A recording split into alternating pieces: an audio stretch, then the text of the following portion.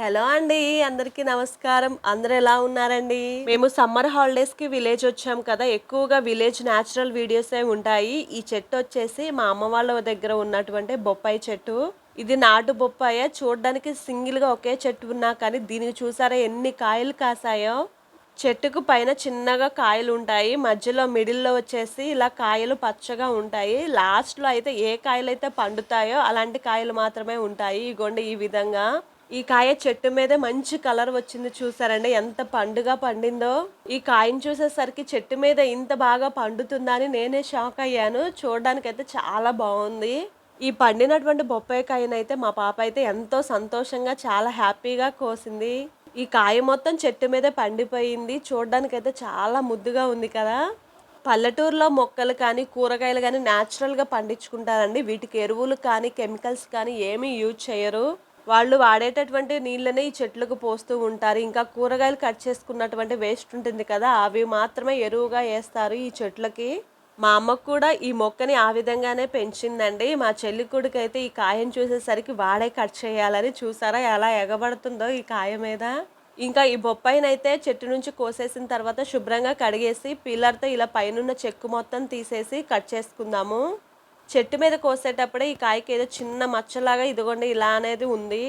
ఈ మచ్చ అనేది పైన తోలు వరకే ఉందండి, లోపలైతే బాగానే ఉంది. చెక్కు తీసేసరికి ఈ కాయకున్న మచ్చను కూడా నేనైతే తీసేసాను చెక్కు తీసేటప్పుడే.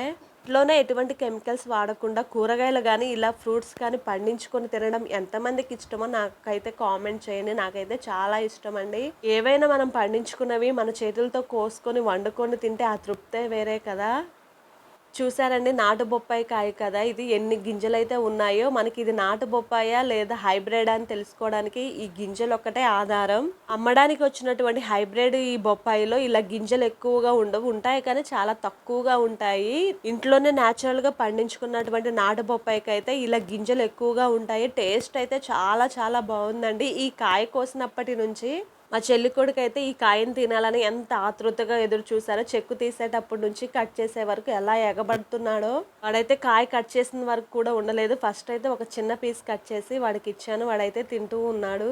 మా అమ్మకు కూడా నెక్స్ట్ పీస్ అయితే ఇచ్చాను, ఆమె అయితే తింటుంది. చాలా తీయగా బాగుందని చెప్పారు. మా పిల్లలకు కూడా తల ఒక పీస్ అయితే ఇచ్చేసాను, వాళ్ళైతే హ్యాపీగా తినేశారు. ఈ బొప్పాయిలో పిల్లలకి సంబంధించినటువంటి ఎన్ని విటమిన్స్ ఉంటాయో మీకైతే చెప్పాల్సిన అవసరం లేదండి. బ్లడ్ తక్కువగా ఉన్న వాళ్ళు కూడా రోజుకో బొప్పాయి తింటే వాళ్ళకి ఇలా బొప్పాయికాయలు తీసుకోవడం వల్ల ఇన్స్టెంట్ గా బ్లడ్ అనేది పడుతుంది. చెట్టుకు పండినటువంటి బొప్పాయికాయలకి ఇలా క్లాత్ వేసి ఎందుకు చుడతారో తెలుసా? చెట్టు మీద మంచి కలర్ వస్తుంది కదా బొప్పాయికాయలకి. ఉడతలు కానీ ఇలా కోతులు కానీ ఏమి తినకుండా చూడకుండా ఇలా క్లాత్ వేసి కడుతూ ఉంటారు చాలా మంది.